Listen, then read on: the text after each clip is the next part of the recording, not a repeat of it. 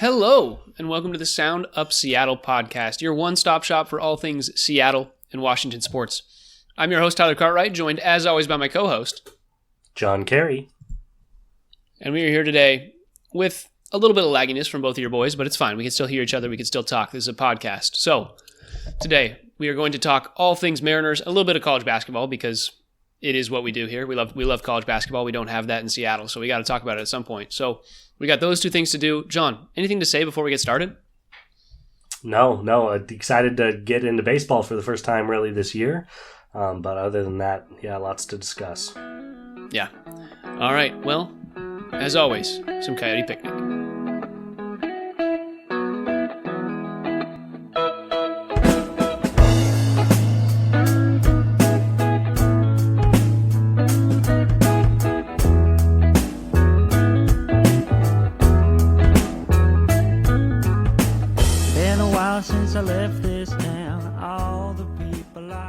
All right, John.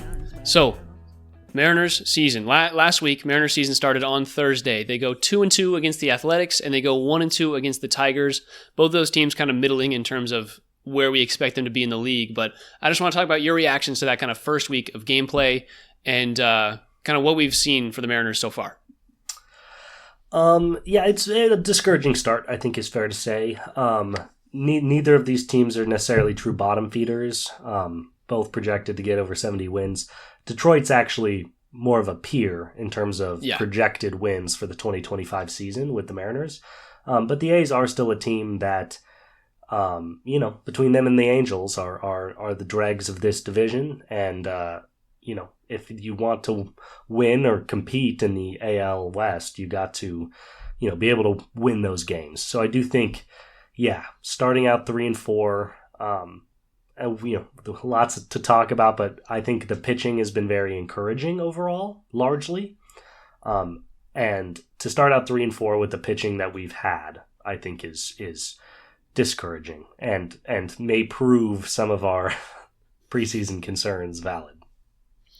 Yeah, I agree. I think the main thing to look at when it comes to the A's is we're going to play them. I think it's 19 times you play everybody in your division over the course of the season. And so, 4 games isn't that much of that sample size, but it's the A's. You're going to want to win. You want to go 10-9, 11-8, and you feel a little bit more comfortable. Obviously you would want to win as many games as you can, but at the end of the day, you got so many games to have split the first 4 is okay. When it comes to the Tigers, it's you look at that and you think that these guys are our peers, and those 2 games that we lost, we kind of got smacked around in terms of our pitching, and just the response of our offense was pretty good in that 9-6 loss, but for the pitching to give up 9 and I believe 8 runs in those games is just kind of wild. I don't remember actually what the score of that. It was one of the games we gave up 9, one of the games we gave up okay, it was only 4. It was only 4 in the other one. But to lose 4-1 is a little discouraging. Tough start for Gilbert there to come out with the loss. As we talked about during the last pod, we were like, Gilbert win totals is going to struggle this year. But at the end of the day, at the end of the day, this is kind of where we got to make our bread and butter. Obviously, our 3 wins coming when our pitching is done great: 4-2, 2-1, and 3-2. Those are this team wins when our pitching executes and keeps teams below 2 or 2 or fewer runs. When they don't, we're really going to struggle. And that's this first week we hope is not representative of the entirety of the roster and the entirety of our season, but we're going to have a lot of catching up to do. We're not going to see a lot of huge victories from this offense. So just kind of a struggle to see there. It is just a little, we've talked about this a ton, but even just stylistically, doesn't necessarily make for the funnest baseball to watch, where when you win 2-1, and when you lose 9-3. It's just a little demoralizing. I do think, I love watching great pitching, but I also love going to T-Mobile and drinking a beer and enjoying, watching some balls leave the park. And the way this team's constructed, man, there are some concerns. I think the most discouraging stats so far this season, and we'll talk about limited sample size. Hancock had an absolute disaster of a start, so that's inflating some of these numbers, but the Mariners have scored 18 runs through 7 games this season. That's just under 3 runs per game. They've given up 29 runs through 7 games, so that's over 4. So the differential is over a run per game different. The Gato got to you, huh? Yes, sir. Oh, that's funny. See, that's why I don't have these fancy backgrounds. I don't want to get eaten up. But yeah, I think the fact that their pitching has been really good, except for one disastrous start. Their starting pitching has certainly been very good. And their run differential is already minus 11 through 7 games. It's tough. Yeah, I think this. I'm hoping that this team is not reminiscent of the last, I guess, like 3 seasons ago, and kind of since then, where we've just been a very, very negative run differential team and being on the cusp of the playoffs. Like, I would like this team to really turn it on, get back to crushing some teams eventually. But for now, we're gonna have to kind of settle. I think these next couple series, we'll see how those go. But I think with that, actually, let's jump into these next couple series.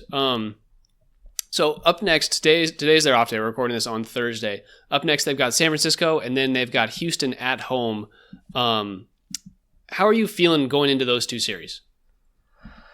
I feel good. The good news is that Houston is struggling as well. They actually sit below us in the AL West standings. We're tied at 3 and 4.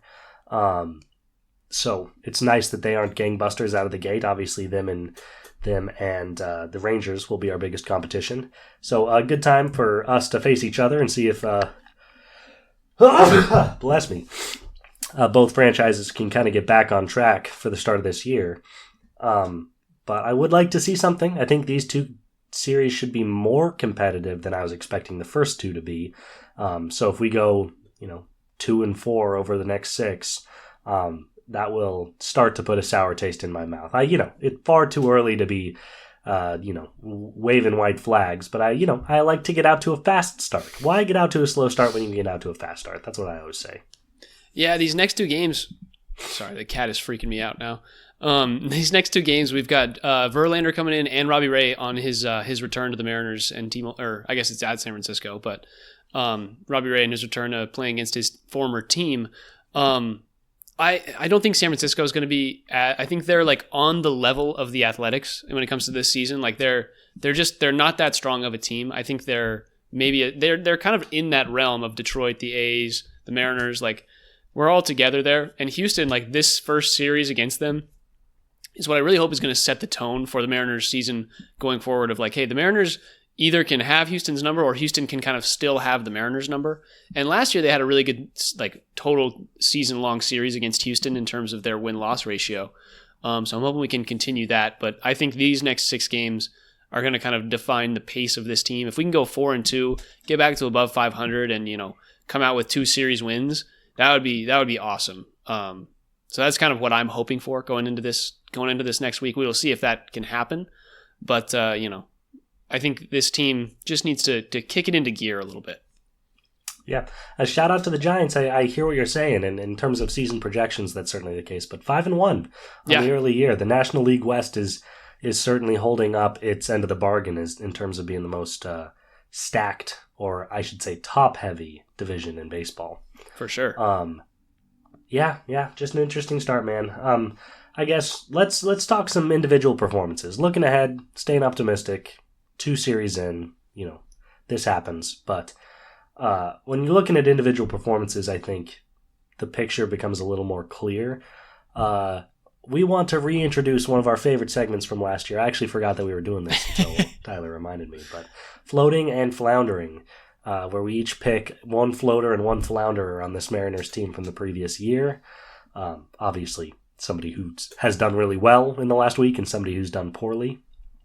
I'm sure this conversation will spur us on to talk about more players, but specifically for Floating and Floundering, I'm going to start us out, and I'm going to pick my flounderer. Always start on a negative note for the first week of the Mariners season, and that is none other than our boy Emerson Hancock. Stepping in as a starter with the George Kirby injury. We believe in this guy. He's still a young player, still only 25 years old. First round pick back in 2020. I think he's got a lot of talent, but he has yet to really show me in a big way that I can be confident, and his individual outing this year against Detroit did not help. He got absolutely shellacked, gave up 6 earned runs through 2/3 of the first inning before getting pulled.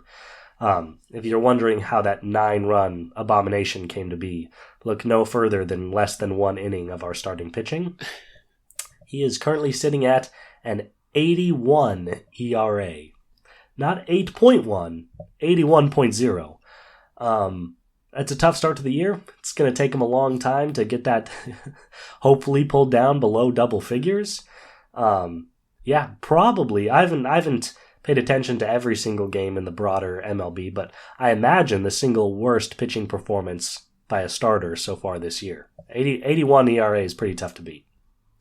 Yeah, I think in terms of length into a game by a starter, that might be the lowest so far. So that's not very good for our boy Emerson. I think he's over the last couple of years, he's kind of shown us what he is. And I don't think as a fan we can expect much more than him being like a very, very serviceable 5th starter. You look at this staff of pitchers and you're like, if we're 1 injury away from Emerson Hancock being our 4th starter, like that's a little concerning because he just has not shown it to us. He's had his spots where he's, had a good month or so. Like last year he started because Brian Wu was out for the first month or so, missed 6 or 7 starts.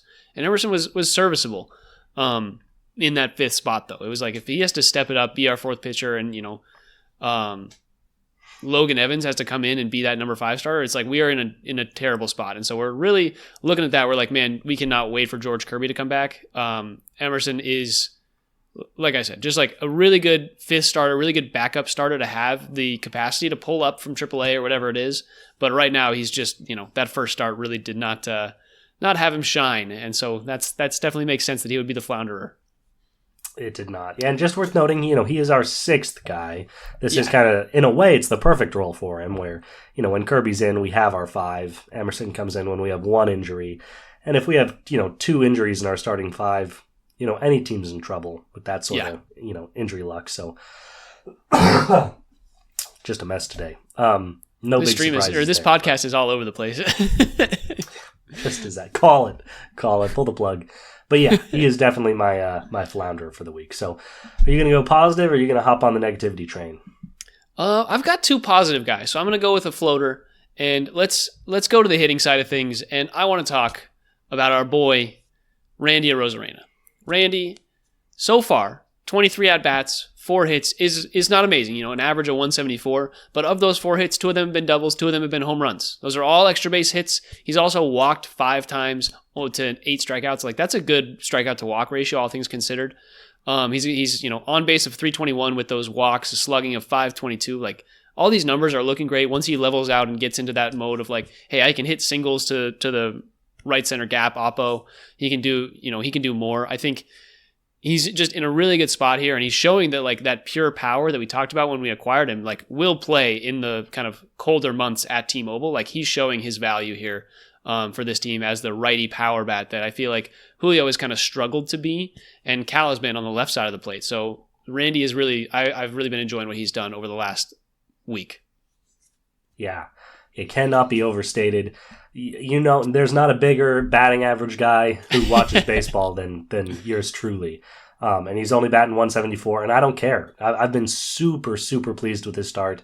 I think your call on his generation of power, even in these early cold months, is very encouraging. Small sample size given, but that's one thing. When he came over, we were a little worried. Like, yeah, when he's out of Florida, T-Mobile's infamous for hitters. We'll talk more about that later, but we hadn't really seen it last year in a sustained way, the power, and we're like, okay, what can we get from Randy? Obviously, he's a super talented player, but maybe we won't be getting that, extra base potential. So far, he is 100% of his hits have been extra base hits. That's crazy, and very exciting.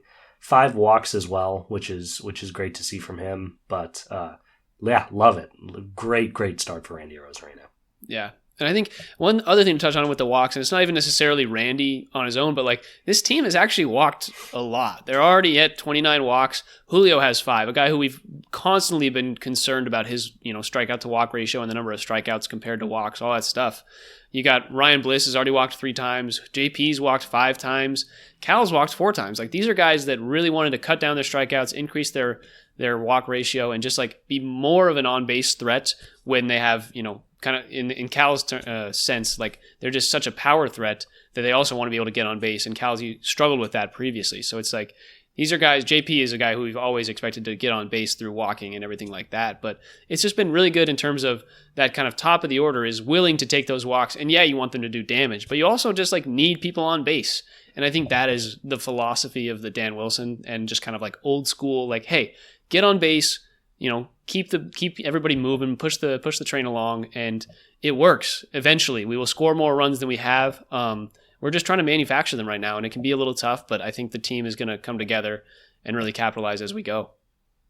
Yeah, 100%. Yeah, when Cal and Julio are walking regularly, something weird is happening. So that's been probably the biggest bright spot for the offensive unit has been their ability to generate walks. Yeah, I guess I'll talk more about the group when we're done with this section, but yeah, a worthy addition. Love Randy. Love seeing walks. I'm about to talk about a guy that I was not expecting to be calling out as a floater after 1 week of the season. Gotta go ahead and, I guess in a way, we did have a positive take on this guy before the season, but we had limited expectations. And he has been, so far, without a doubt, our best offensive player in terms of performance, and that is Jorge Polanco. Who would have thought, after all the shade we and I specifically have thrown at Jorge, that he'd come out and be batting .400 through 7 games. Pretty great start for him. He's got a home run, which is pleasant to see. 5 singles, 4 RBI. He's come up in some big spots. It's been pretty well spread out over the course of the games, too. So other than one, he had an immaculate game where he went 3 for 3 with a walk. He spread it out over the performances, and it's just been good to see our boy Jorge doing something interesting. Now, here's something very interesting. Jorge, our walk leader from last year, 0 walks so far on the year. So I'm wondering, is this some sort of April Fool's opposite day thing where Julio and Jorge have been swapping jerseys before the games? I would not be surprised if that was the case. Yeah, Jorge, there's something to be said for being injured and just wanting to work those walks, but I think now he's being a little bit more aggressive off his injury. It is something to note. He's only played in 4 games, and he's on paternity leave right now. I think he'll be back with the team soon, but he's just had a kid, and Leo Rivas got called up, so we will see how the team fares without their number 1 hitter at the moment. But yeah, Jorge's been super good for this team.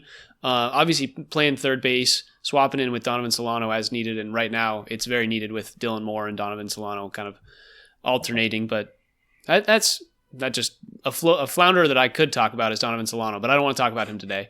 Anything else to say about we have plenty of shade to throw at him next week. Yes. Anything else to say about Jorge before I jump to my last one?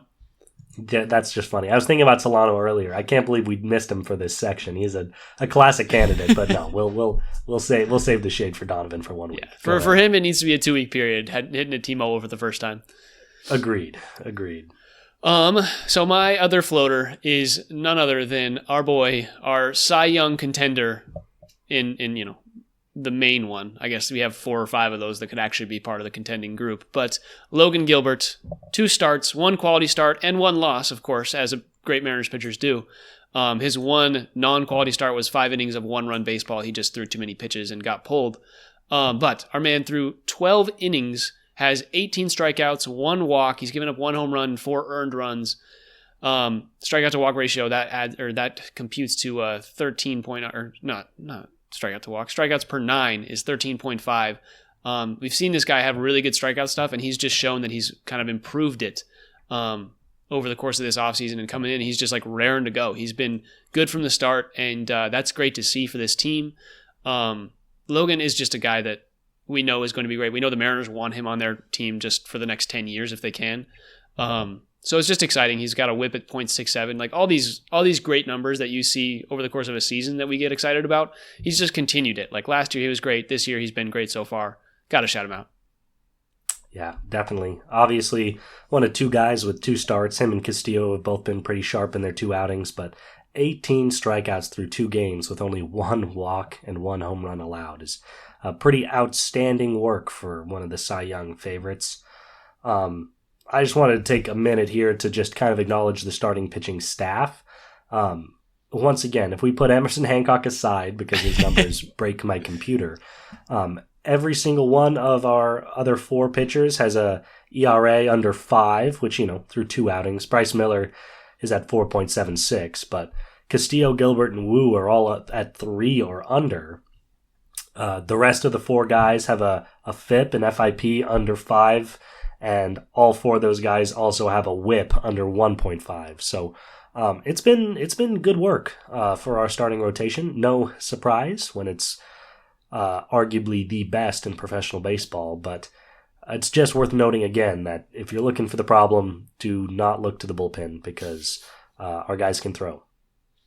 Yeah. Like we said, besides that one game, this team's ERA would be pretty great. You take out Emerson Hancock's 6 runs, and this team's given up 22 runs over the first 7 games, which looks a lot better at like just over 3 compared to the over 4 that we see just from that alone. So, really good job by the pitching staff in its entirety. I think the bullpen has actually done a pretty good job. We haven't, don't want to shout those guys out too much, but they've done a good job so far. Only 6 runs given up by the bullpen. So just really solid.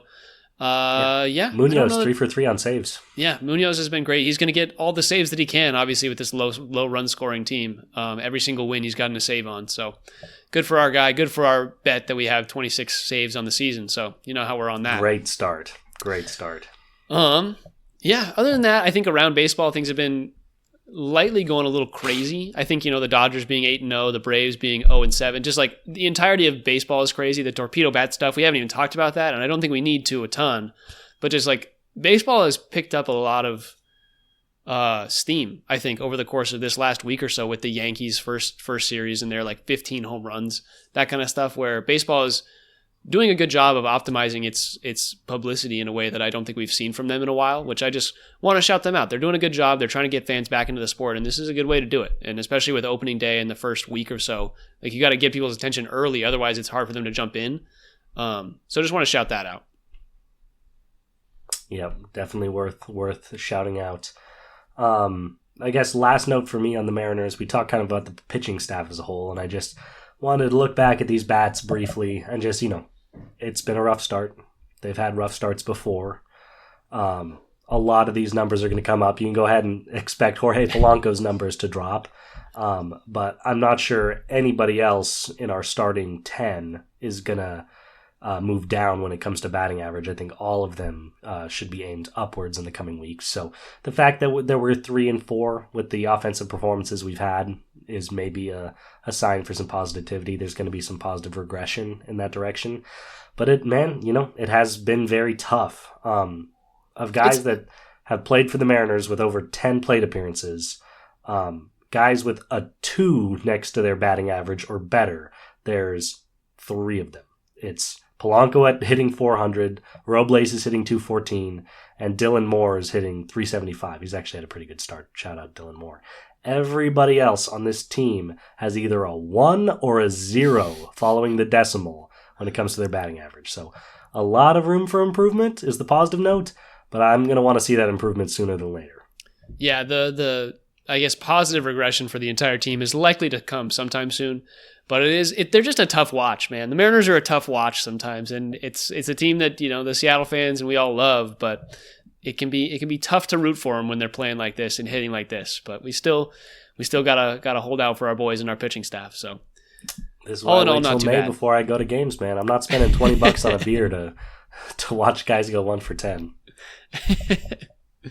All right. One quick note before we log off. This is going to be a quick pod today. I know where you guys are used to our hour and a half long pods, at least an hour, but we're going to try and keep it under 30 minutes when there's not a ton going on. So a couple quick notes. The Kraken still out of playoff contention, still not doing well, but they did just beat, I believe the Canucks or somebody 5-0. So that's exciting for them. The Sounders starting slow as they did last year, 1-3-2 at the moment, 6 points and just kind of middling in terms of the MLS. The Storm starting a month, which is awesome, good for them. And then let's talk a little college basketball before we log off. John, this Final Four and the Elite Eight basically were all chalk in terms of the matchups besides the St. John's loss. Of course, as we predicted, the one team we predicted to go far goes down in the second round.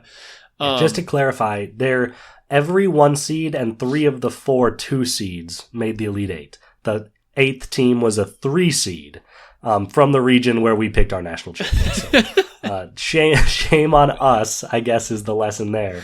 But yeah, it's been incredibly chalk. For only the second time ever, the Final Four is entirely 1 seeds, and the Elite Eight had a combined seed number of, what would that be? 13, which is insane. I think people are overreacting a little bit. We were a game winner away from having Colorado State in the Elite Eight. We were a complete collapse from Arkansas away from having a 10 seed in the Elite Eight. So the West region seemed to hold most of the Cinderella potential, but the three 1 seeds. I'm sorry, all 4 1 seeds, but particularly Duke, Florida, and Houston were all ranked in Ken Palm's top 8 individual seasons ever in terms of advanced analytics. So it's kind of just been a year with some really awesome teams. So to see those teams advance isn't a shock. And, we're set up for hopefully a pretty epic Final Four and national championship game. Yeah, I think it's one of those things where you look at it and you're like, man, why is this happening? And I think just the quality of play of basketball has gotten to the point where it's like the average player it's not like one guy runs a team or is the best player on the team and that's it. It's like every single player who's playing college basketball at the D1 level in these tournaments is a guy who deserves to be there and is a really good basketball player. Just the quality of play in terms of basketball has improved so much. You see it in the NBA too, where it's like there's, instead of just 3 teams in the West and 3 teams in the East competing, it's like the entire Western Conference that's going to make the playoffs has a chance to win. And it's just basketball has grown so much in terms of its skill. And I think the college level is the prime example of Houston, every single person on that team is a great player. Auburn, everybody. And then you get to even the Gonzaga, we talked about them being so underseeded. They're an 8th seed, and every single person on that team is just so good and would be a starter on basically every team in this tournament. It's just kind of crazy, the amount of quality basketball that's being played right now. So I think it's indicative of a more fun and better tournament overall in the future, where it's just the level of play is just going to go up such that eventually the 12s will be able to catch up because the games are better, not because they'll just be able to hit threes. That's just kind of where we're at right now. So yes, the top teams are the best, but it's just we're kind of at that inflection point, I think, right now, which is cool. It's a cool thing to see. Totally. And, I just don't overlook the luck stuff that goes into these games playing out the way that they do. Florida, just as an example, needed a late comeback to beat an 8-seed UConn. Then they smashed Maryland and then needed a crazy comeback to beat Texas Tech. There were... if you look at those 3 games, they were beating Maryland, but those other 2 games, they arguably should have lost. So the fact that they are a 1 seed in the Final Four is not because they had a, Duke-like stomping everybody run. They played in a lot of really competitive, fun games that they happened to be the winner of. Auburn the same way. Houston's had some really competitive games. I really hate to say it, and I really hope they don't win because I hate Duke, but they have been the only team in the Final Four where it's looked more like UConn of the previous years, where they felt a little more inevitable. And, for a team that feels inevitable, they got the worst possible draw. They're going to have to beat a 1-seed Houston and then either Auburn or Florida in the national championship. So, I wouldn't overreact too much. It's been 1 year too. If this exact same thing happens next year, okay, maybe that is a moment we need to stop and reflect and think about NIL. But we're a couple years removed from the first time a 16 seed ever beat a 1 seed. So crazy stuff happens. I'm not overreacting. I've enjoyed the tournament so far. I think it'll end up pretty exciting. Yeah, I'm really excited for this weekend of games. So it's just all things to look forward to. All right, buddy, we did it. It's been 30 minutes. and I think this is going to be just a perfect 30-minute podcast. Anything to say before I sign us off here? Yeah, I just wanted to shout out one thing. Obviously, the women's tournament's been going on. It's been a lot of fun to watch as well. I've been catching a lot of UConn games because I'm still hoping, beyond hope, that Paige is going to make it to Seattle in time for the storm season to start. It's not looking great. She has been far too dominant. Yeah. She's been unbelievable in this tournament. I think it'd be pretty crazy if she didn't go number one, which makes me sad because I did kind of want Seattle to draft her.